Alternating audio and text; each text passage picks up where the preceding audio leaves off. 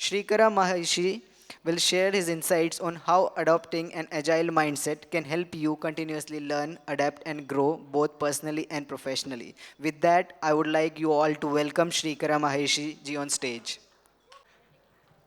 So, good evening, everybody.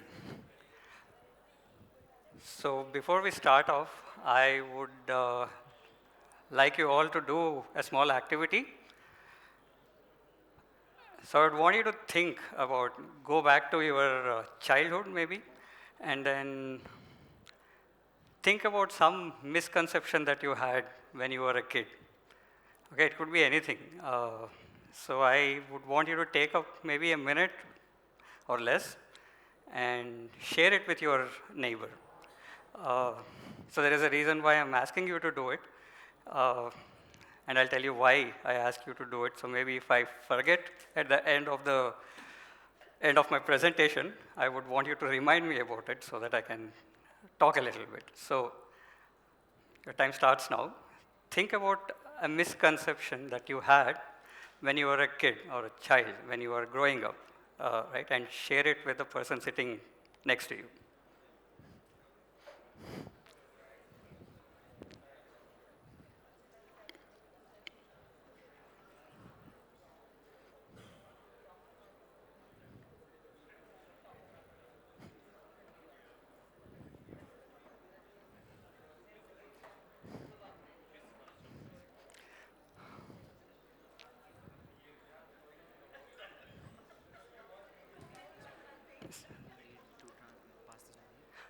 Um, yeah, I'll let you.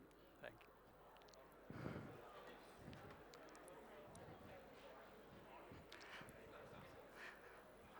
you. Okay, I hope it's waking you up from if you are falling asleep. Probably this activity would at least wake you up. Yeah, it doesn't matter. I am sure you have something.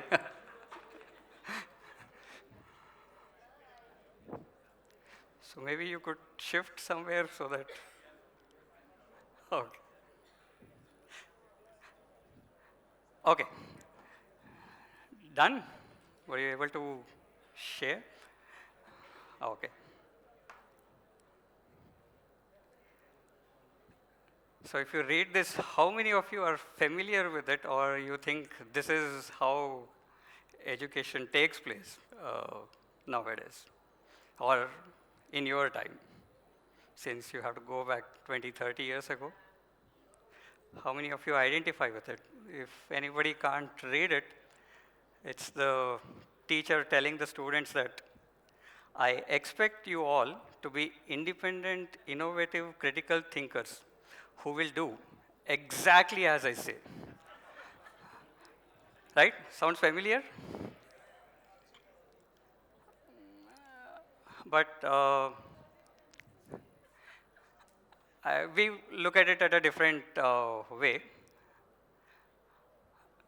So it's Calvin and Hobbes who says, it's a magical world, Hobbes, old buddy. Let's go exploring. We believe that this is how education has got to be, right? Children need to have uh, the freedom to explore, to learn, and that is when creativity would come forth. We all have been talking about how AI would take up our jobs or not, or how things are going to change, and there is so much of uncertainty how future jobs would be, and somewhere we need to prepare them to face that uncertainty, isn't it?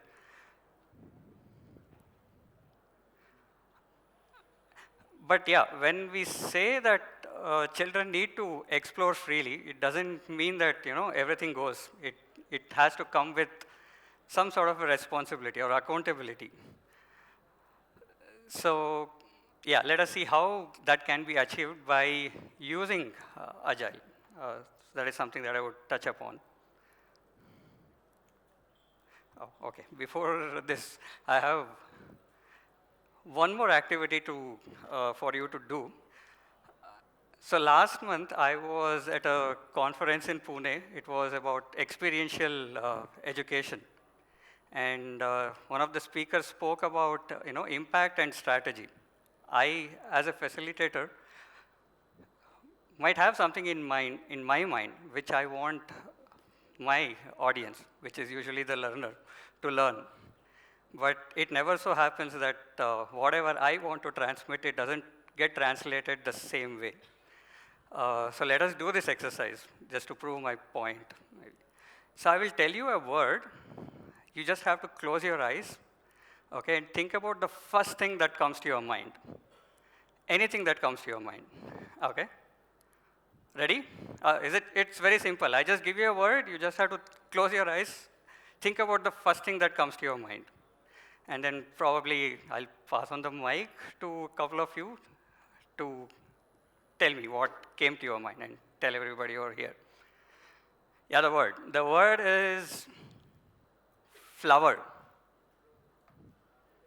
Flower.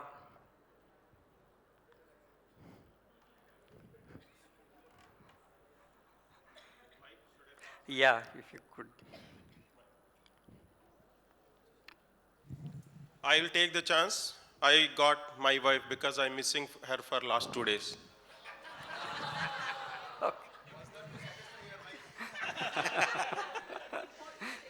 Is she here? I thought of saying girlfriend, but he already said wife. So it's a flower vase. Okay, Jasmine. thank you. Beautiful. Okay, maybe we can go to the other side. Honeybee. Okay. A Dutch rose. Rose, BJP. Okay. No, I don't know why you said flower, but today morning my husband gave me a rose.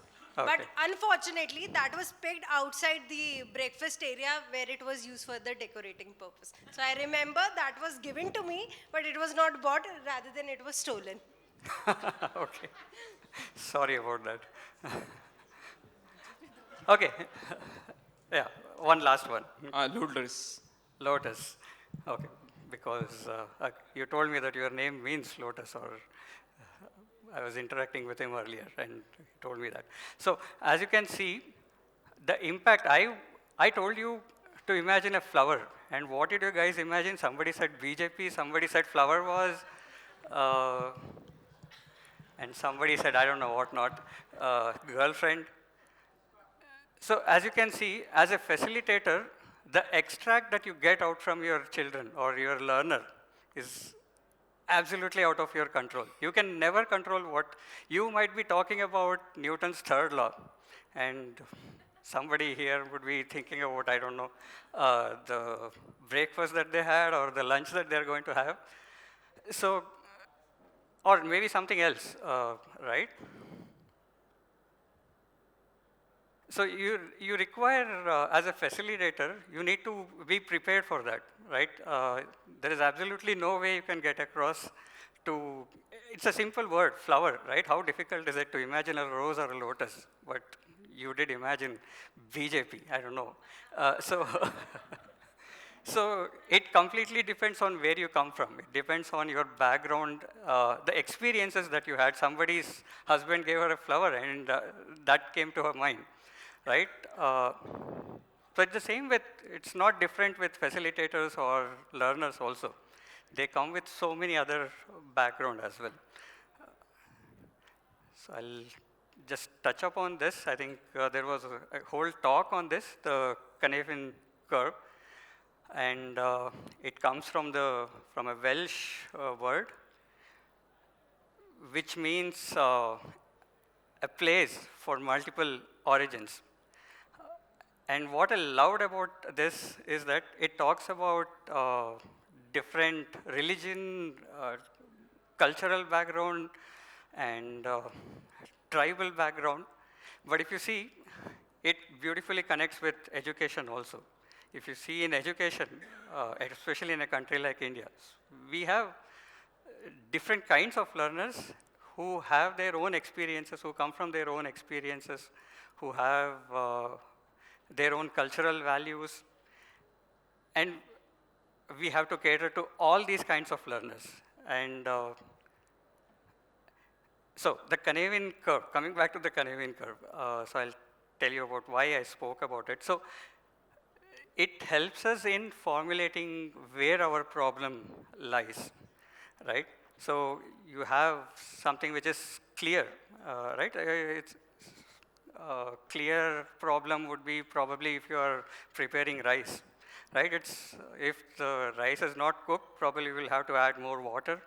If it is very mushy, probably you reduce the amount of water. So you know what needs to be done. It's quite clear. Or you can have problems which are complicated. So you might know probably, okay, I come from an automotive industry in my previous avatar, so I'll take an automotive example. Uh,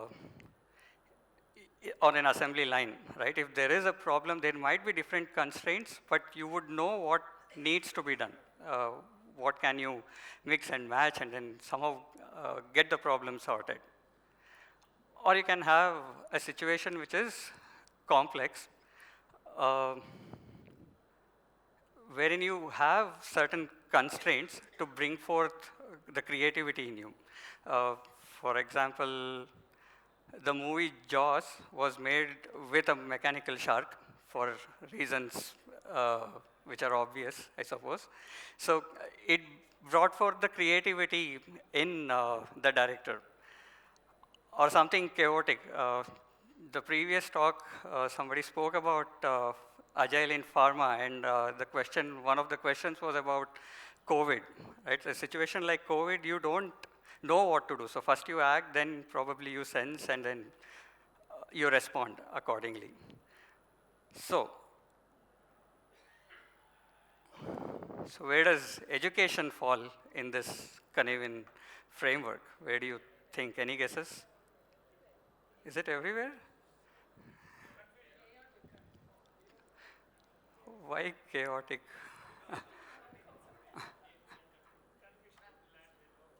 Yeah, I think it would lie somewhere in the complex domain, right? Because uh, impact, flower, and answer BJP, rose, flower was, right? You will have to factor in all those things also. So the same question, but so many different answers. So then you can sense that where it is going because the audience is at a different level, and you will have to factor in all those things. Come to that how children are much more receptive to become or being agile. Yeah, so one thing that I wanted to talk about is, yeah, agile is not a methodology. I don't want to be preaching to the choir here, so because all of you are into Scrum, or you're practitioners, so I would not be preaching to you. But what we are trying to do here is not doing agile, but to enforce a cultural mindset, basically to make people, our learners and all the stakeholders to be agile, not just doing agile as a ritual. So this is one disclaimer. So before I go forward, I would want you to take away the lens of agile that you might be practicing. It might be a little bit different because we are dealing with learners. It's more like having them on training wheels. So we are just training them to be agile for life, not for just to do this agile.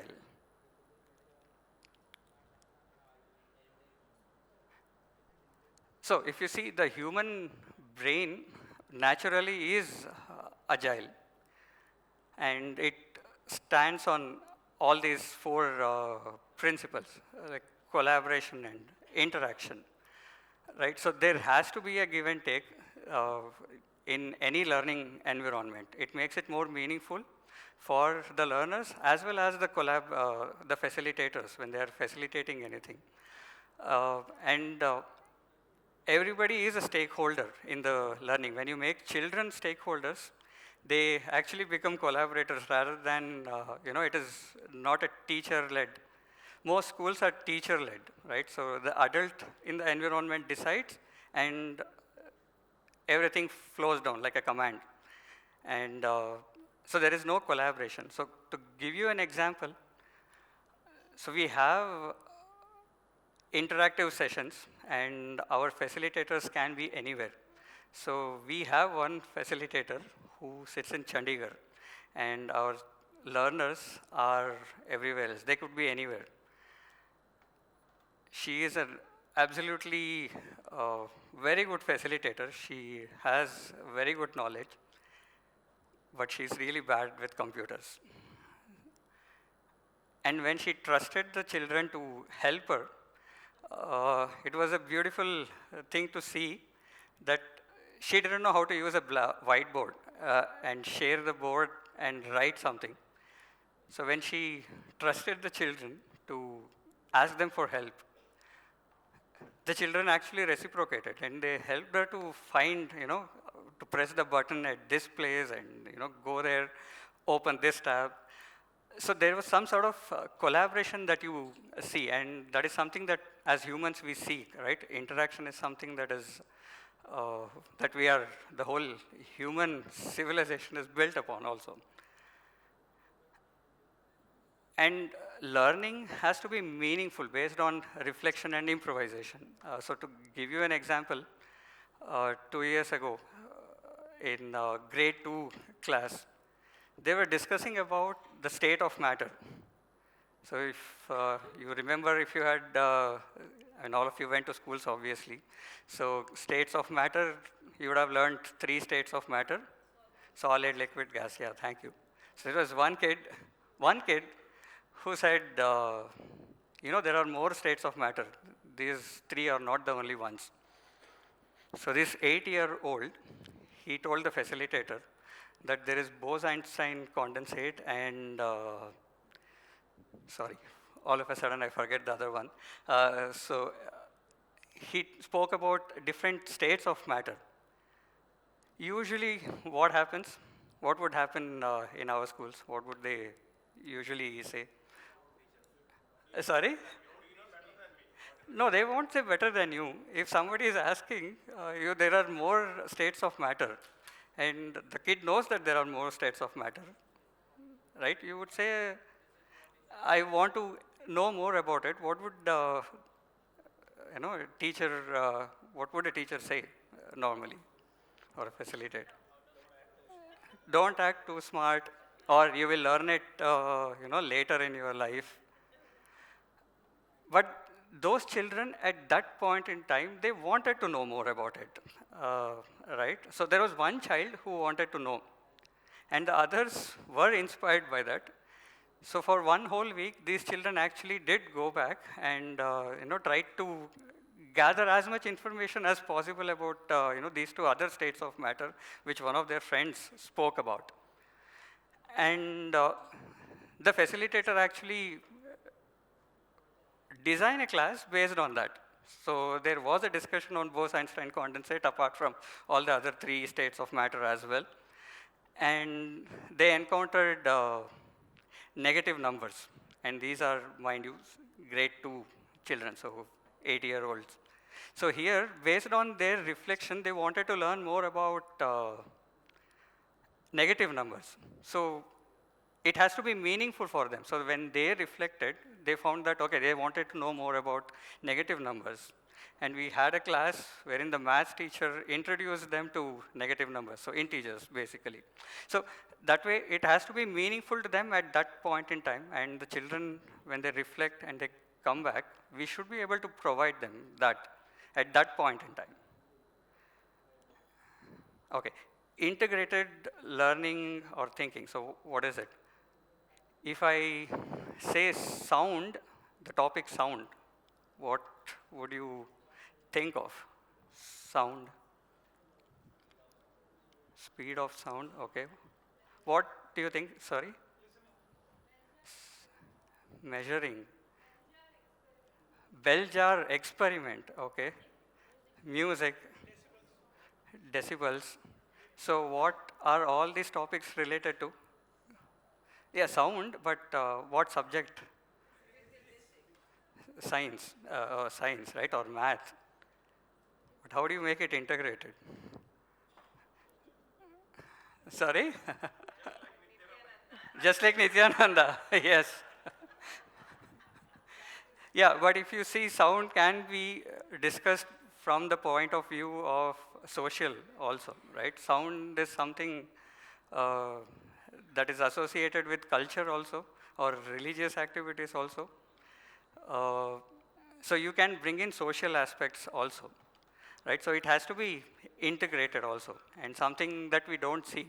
So when I say sound, you think of science, experiments, physics, decibels, but it has a social aspect also, right? And there has to be continuous and incremental learning in shorter phases. So one story somebody told me about was about a clock. Somebody asked the clock to run for 365 days, sorry. And it said, I find it very difficult. It's too much of an ask for me to do it. So they said, okay, fine, you don't have to, keep track of all the 365 days. You do one thing, you tick for every 1 second. Is it something that is possible? And the clock said, yes, that is possible. I can go on for 1 year at one tick at a time. So education also has to be that way, right? So children don't have to know what they have to do whole year. If you want to be agile, their needs also can be changing throughout the year, and it has to address that as well, right? And it can be in short phases. So at Agile Shala, which I'm part of, so we have weekly goals. So they're at smaller levels. So they learn at those shorter intervals of time, at short bursts of, uh, time period.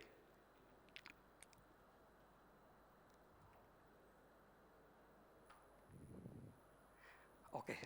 How many of you here think that you are not creative? Not creative. 1, 2, not always. Okay. Okay. How many of you are not good at math? You think that you are not good at math, or you were not good at math? Not good at math? Half. Okay. How many of you think you cannot cook? I'm sure more hands would go up, or no? Okay. How many of you think you are not hands-on? I mean, you're not good at hands-on activities. You're not somebody who can build stuff, or, okay. So this is, when you say that you're not good at something, what you're doing is you have this fixed mindset. Somebody would have labeled you. It would have happened at some point in time. Either you would have done it to yourself, or somebody would have told you. Uh, like my niece was sharing with my wife that she has a classmate, one of her classmates is very good, he is very studious, and the other disturbs the class all the time. So what we do from a very, very young age is to label people, and that somehow sticks for the rest of their lives. And that is where we come to, I'm not good at this, I cannot do that. But as the previous example I gave you, the facilitator from Chandigarh, who was open to learn, she is older than me, so at least 10 years older than me, who was sort of computer illiterate. But only thing going for her was the mindset that she had, open to learn, right? So when you are learning something, so yesterday in the keynote lecture, uh, Dr. Yendamuri Virendranath, he spoke about neurons connecting. So I just wanted to show you a small clip of what happens when you learn, what happens in the brain. I hope it plays. No? Can I play that? Play చేయాలి.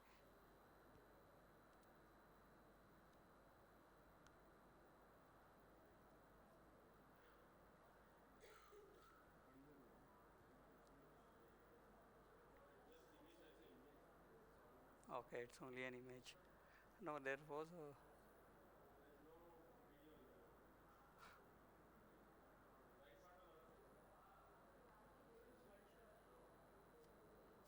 Okay, probably it's gone during downloading maybe. So anyway, so whenever you learn something new, I'll just go here. He spoke about neurons connecting, right? So he was actually speaking about neurons, which have these cells, and you have these branches branching out.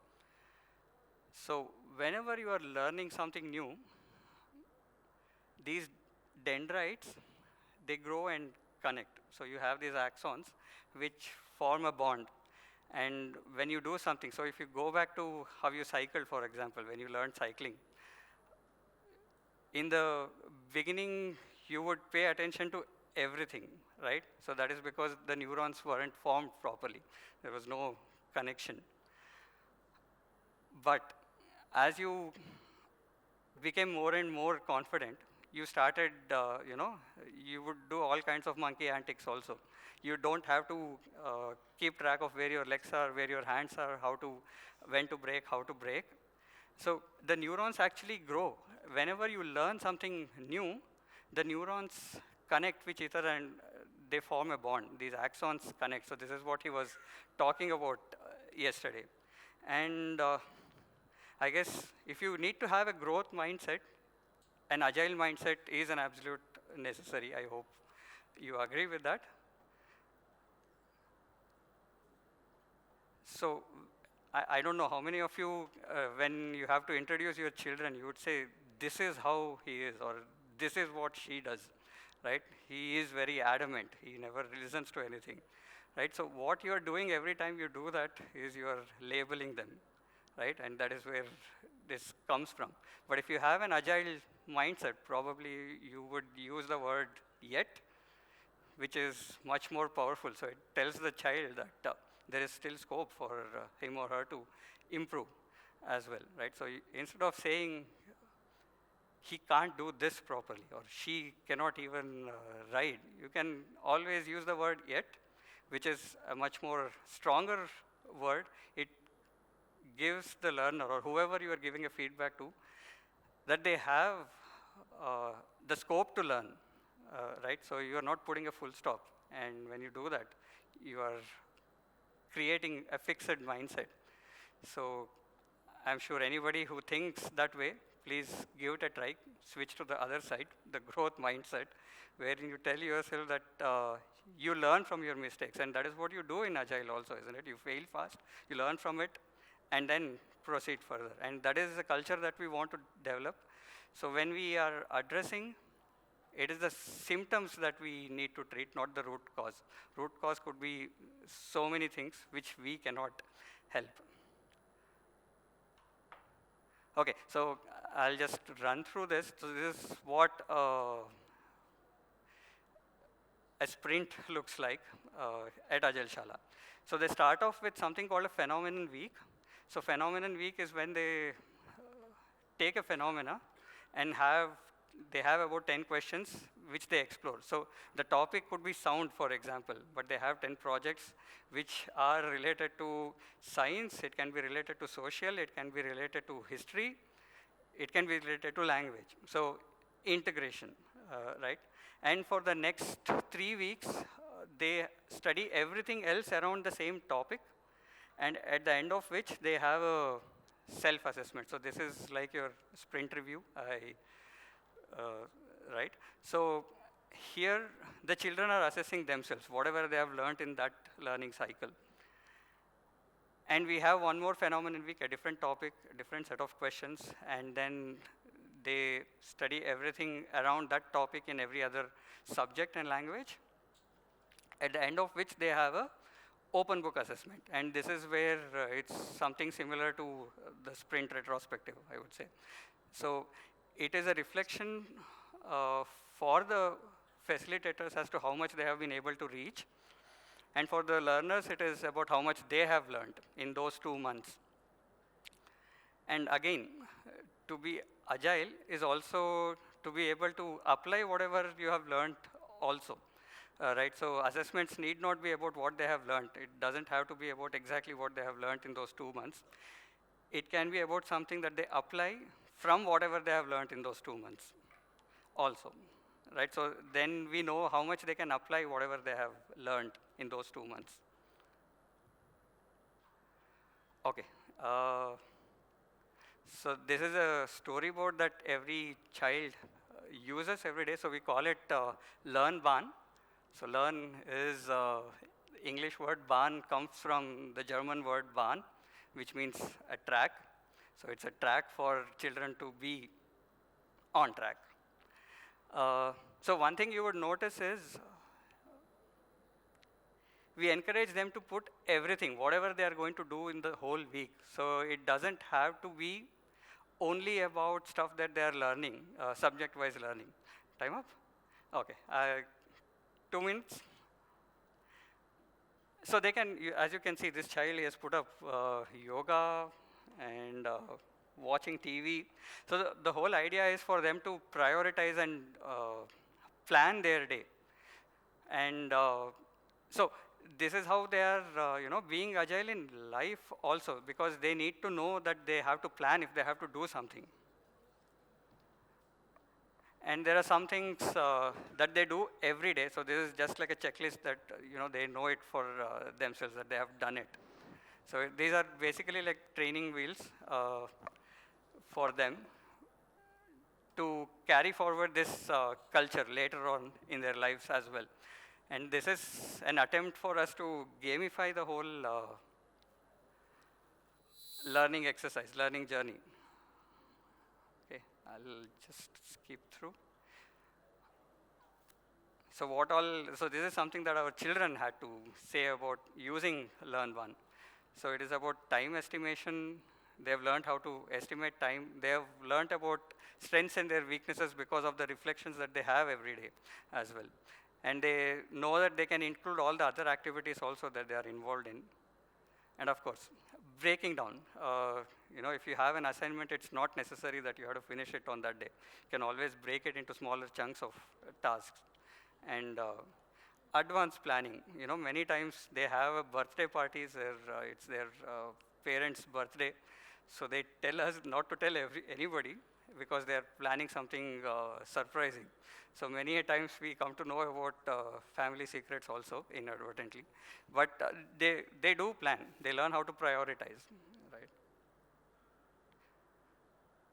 The idea is agile, so it doesn't matter what methodology you follow, what principles you follow, but the idea is to make them agile outside of the environments, education or offices or work. Yeah, I would like to leave you with this thought.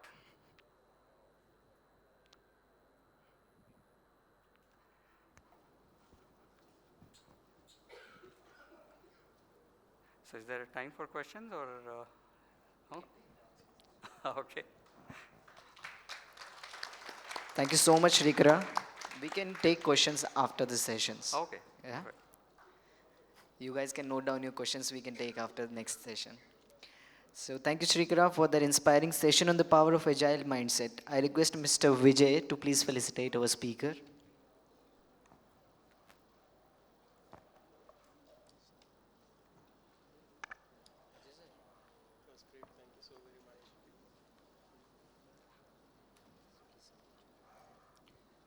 Give a huge round of applause for our speaker.